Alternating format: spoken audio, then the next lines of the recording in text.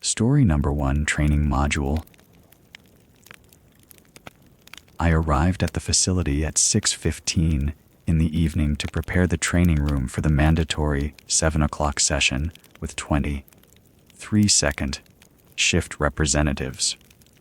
I had conducted this same 3-hour ethics and harassment prevention module at 7 regional locations over the previous 4 months. The routine was established. I unpacked the training booklets, tested the projection system, arranged the chairs in 6 rows facing the screen, and reviewed my notes on the updated federal compliance language that had been added to Module 2. The participants began arriving at 6:50. I checked them in against the roster, collected their employee identification numbers, and directed them to their seats. The group was unremarkable. Several looked tired from their shift work. 2 sat together and spoke quietly. Most opened their booklets and waited. By 6:58, all 23 were seated. I began with the standard opening remarks about the importance of workplace safety culture and the legal obligations of both employer and employee. I moved through Module 1 without incident. The video played. The participants took notes. At 7:34, I advanced to Module 2, which covered communication standards and conflict de-escalation in customer service environments. 17 minutes into the module, while I was walking the aisles to observe note taking behavior, I noticed a woman in the 3rd row had written a phrase in the margin of her training booklet. The phrase was specific. The silence has already begun. I noted the page number and the participant's row position. I did not approach her. I continued walking. By the time I reached the back of the room, I had observed the same phrase written in identical handwriting in the margins of 16 other booklets. The handwriting did not match any of the signature samples I had collected during check-in.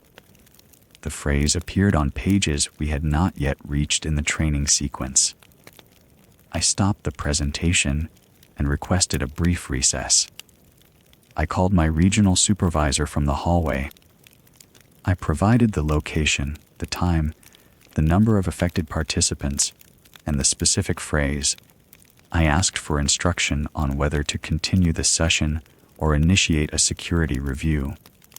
My supervisor instructed me to continue the training as scheduled and to document all discrepancies in my post-training report. He did not ask me to photograph the booklets or collect them for analysis. I returned to the training room and resumed the video. At 8:31, the facility manager entered the room. He informed me that the building's main power had been cut 4 minutes earlier due to an electrical fault in the west panel. He apologized for the disruption and said technicians were en route. He asked if I needed assistance moving the training to an alternate location. All of the screens were still displaying the training video. The audio continued without interruption. The projector was still operating. I told the facility manager this was not possible. He confirmed that the main power had been cut. He showed me the notification on his phone from the building's automated system. The timestamp was 8:27. I looked at the clock on the wall. It was 8:35. I instructed the facility manager to cut power to the training room specifically. He left and returned 5 minutes later with a technician. They disconnected the projector from the wall outlet. The video continued on all 5 screens. The technician attempted to kill power at the circuit breaker. The video continued. He disconnected the network cable. The video continued. At 8:42, he disconnected the backup battery system that powered the emergency lighting. The video continued. I told the participants to gather their belongings and prepare to evacuate. None of them moved. They remained seated and facing forward. Their eyes were open, but they did not respond to my voice. The facility manager stood beside me. Neither of us approached them. At 8:53, the facility manager left the room. I remained standing near the door. The video played. I did not watch it. I watched the participants. Their posture did not change. Their breathing appeared normal. At 9:12, all 5 screens went dark simultaneously. The audio ceased. There was no sound in the room except the ambient hum of the building's emergency systems. The participants stood in unison. They did not collect their materials. They did not speak. They walked toward the door in single file. I stepped aside. They exited the building in the same formation. I did not attempt to stop them or verify their identities.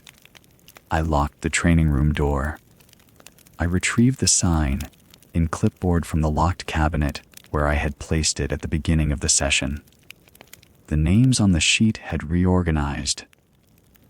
The original order was gone. The new arrangement was a repeating pattern of 7 names cycling through 3 times, with 1 blank line at the bottom. The handwriting was the same as the handwriting in the booklet margins. I recognized none of the 7 names from the original roster. I called my regional director directly at 9:18. This violated my chain of command protocol. I provided the location, the time, the details of the power failure, and the video continuation, and the status of the sign in sheet. I stated that I was unable to account for the 23 participants. My director instructed me to secure all training materials in a locked cabinet and to remain in the facility until a collection team arrived. The collection team arrived at 9:47. There were 3 members. They did not identify themselves. They collected all training booklets, the sign in clipboard, my personal notes, and the backup storage drive from the projector system. They placed everything in a sealed container marked with a classification code I did not recognize. They instructed me to complete an incident report using a specific form they provided, and to submit it through a dedicated email address that was not part of the standard reporting system. The incident was logged as a technical malfunction related to backup power systems and video equipment failure. All training materials from that session were destroyed per revised protocol. I was reassigned to remote audit duties effective immediately, which removed me from direct training facilitation. The second shift compliance training requirements at the suburban Ohio location were indefinitely suspended under a classification designation I am not authorized to access or discuss. The file was closed on November 28, 2023. Story number 2, Wellness Check. I arrived at the property at 2:30 in the afternoon on a Tuesday in late October. The homestead sat on approximately 40 acres, isolated by dense pine forest and a private gravel road that required 4-wheel clearance. The initial referral came through the county hotline. Anonymous report, wellness check requested for 3 children, ages 4, 7, and 9. Standard assignment. I had completed 217 of these evaluations over 9 years. The mother answered the door before I finished knocking. She was in her mid-40s, dressed neatly, no visible signs of substance use or neglect. Her name was Patricia. She invited me inside immediately and offered coffee, which I declined per protocol. She was cooperative from the start, which I noted in my preliminary observations. She mentioned the children were completing their afternoon rest period in the back bedroom and asked if I could begin with the kitchen and living areas first. I agreed. This was not unusual. Many families structure their days around quiet time. The home was clean. The kitchen showed no signs of food insecurity, adequate refrigeration, pantry stock, No evidence of rodent activity or pest infestation. The living room was sparse but functional. Heating appeared adequate. Water pressure was normal. Electrical outlets had safety covers. I found no obvious hazards. The home met baseline standards for environmental safety. What I did notice was the absence of mirrors. In the kitchen, where a mirror typically hangs above the sink, there was only a rectangular outline on the wallpaper. In the bathroom, the medicine cabinet was mirrored, but had been covered with dark fabric secured with tape. The hallway had a large mirror removed entirely. I could see the mounting hardware still in place. I asked Patricia about this directly. She said the children had become anxious around their reflections, and she had removed the mirrors to help them feel safer. This explanation was plausible. I had documented similar accommodations in other homes. I noted it and continued. When I requested to see the children, Patricia hesitated for approximately 8 seconds before responding. She led me to the back bedroom. The room contained 3 single beds, arranged in a line, all neatly made with clean bedding. No children were visible. Patricia stated they were still resting and gestured toward the beds. I asked her to wake them. She said they needed uninterrupted rest and asked if the assessment could wait. I explained that visual confirmation of all minors was required per protocol. She became quieter but compliant. She opened the closet door. All 3 children were standing inside, motionless, in complete darkness. They were facing the back wall of the closet. None of them turned around or acknowledged my presence. Their posture was upright but not rigid. Their breathing was audible and regular. I asked them to turn around. They did not respond. I asked their names. No response. Patricia said they were shy and that this was part of their routine. She called it their quiet time. She said it had been their routine for the past 6 weeks, and it helped with their sleep schedules. I asked why they would not respond to my voice. She did not answer. I stepped closer to the closet. The youngest child, the 4-year-old, began to hum. The sound was flat and continuous, without variation in pitch or rhythm. Within 2 seconds, the other 2 children joined in. The humming was perfectly synchronized. All 3 produced the identical tone. They continued facing the wall. I made the decision to remove the children under emergency authority. I reached for the youngest child's shoulder. All 3 children turned around simultaneously. Their eyes were open. Their pupils were completely absent.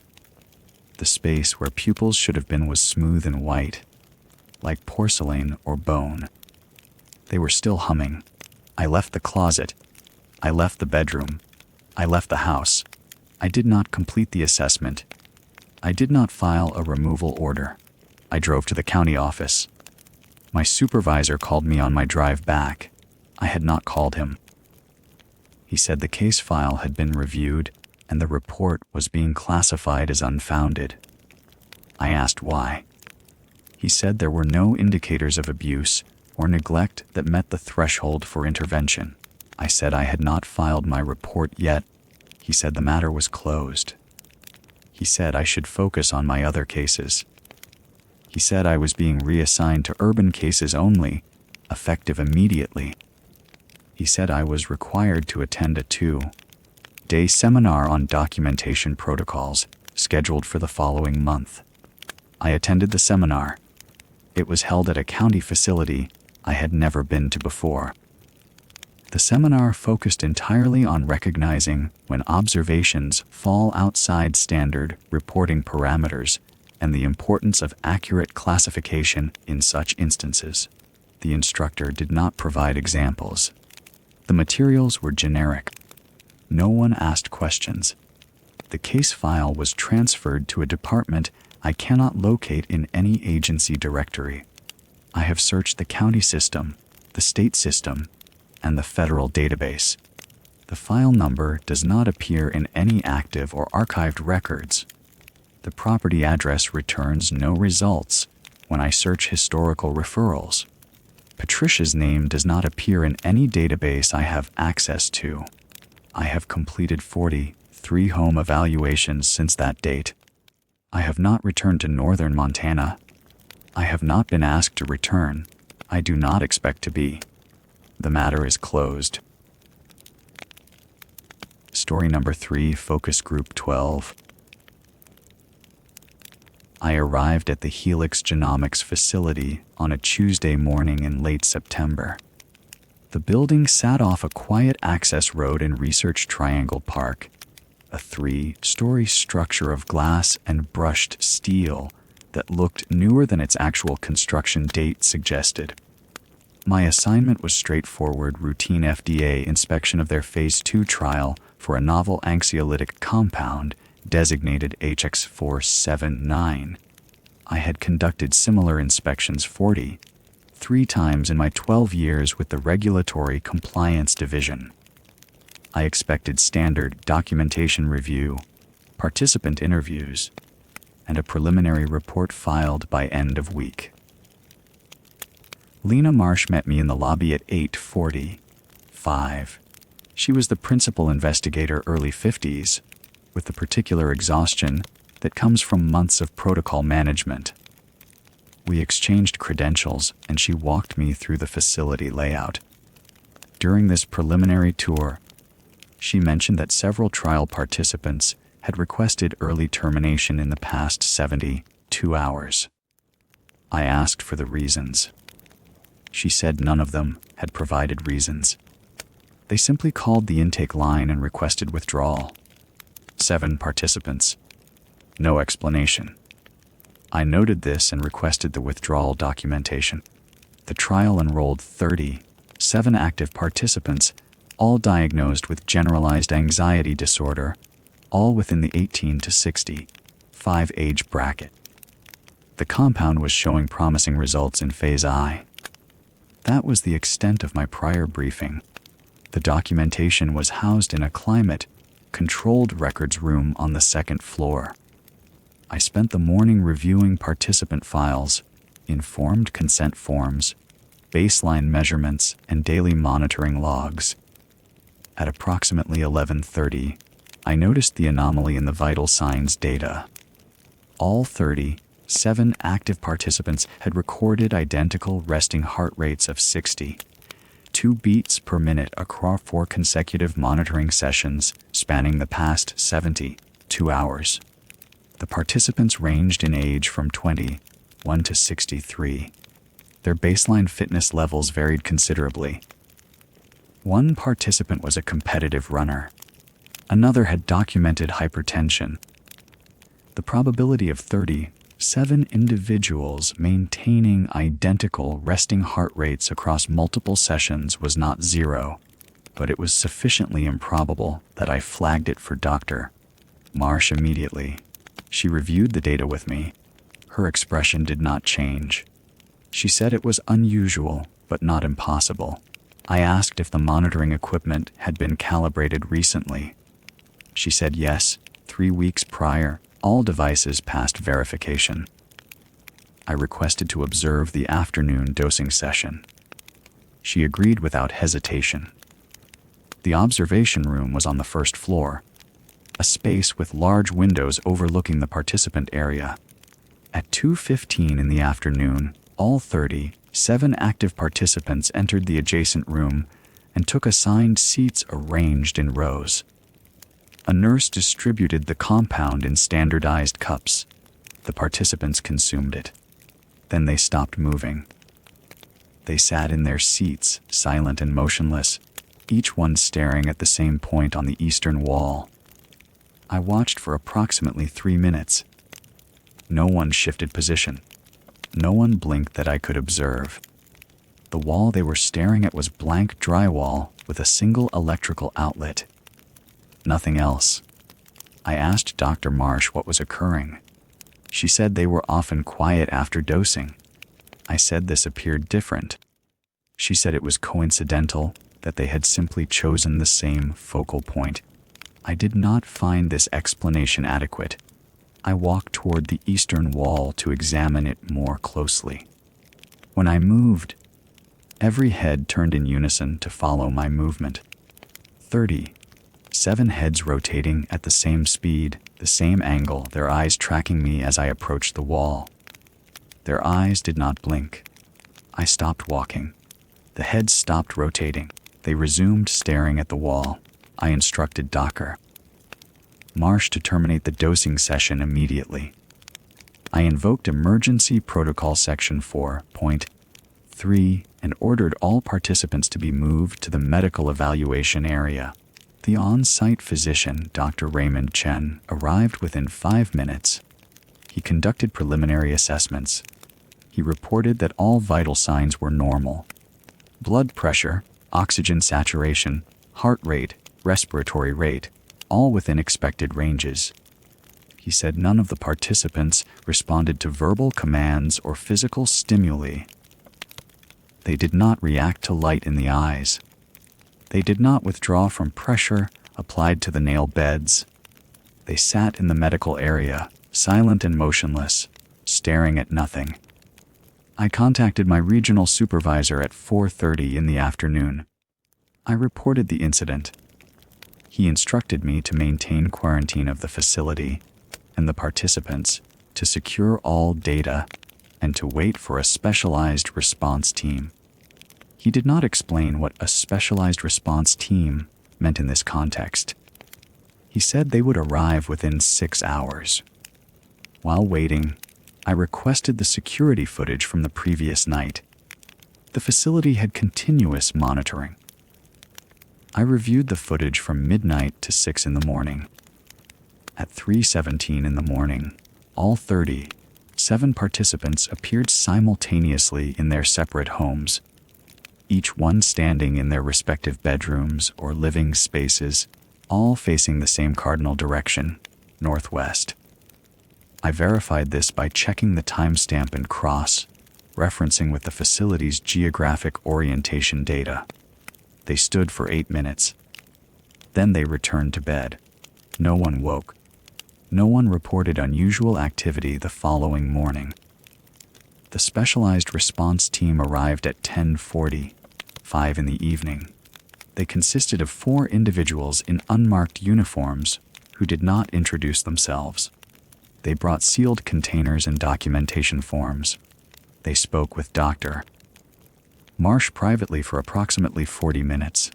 Then, they moved through the facility and collected all trial data, all participant files, all monitoring equipment, and all security footage. They worked methodically and without conversation. By the time they finished, it was past midnight. The participants had resumed normal behavior at approximately 6 in the evening. They became responsive. They answered questions. They reported no memory of the preceding 48 hours. They described a gap in their recollection beginning after the previous afternoon's dosing session. When asked if they felt unwell, they said no. When asked if they had experienced anything unusual, they said no. Chen conducted another full medical evaluation. All results were normal. The trial was permanently terminated by order of the response team. Each participant was remanded to indefinite medical monitoring under non-disclosure agreements. They were transported to a facility I was not informed of. Dr. Marsh was placed on administrative leave pending review. The compound HX479 was flagged for indefinite suspension.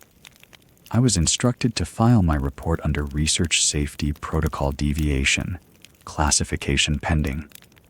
The response team collected my field notes and my preliminary assessment. I was told my full report would be compiled by the regulatory office and that I would receive notification of its disposition. 3 weeks later, I received notice of reassignment. I was moved to paper-based compliance review, a desk position, for the next 18 months. No explanation was provided. No appeal process was mentioned. The incident file was sealed and archived under Administrative Reference Code 7409 Delta.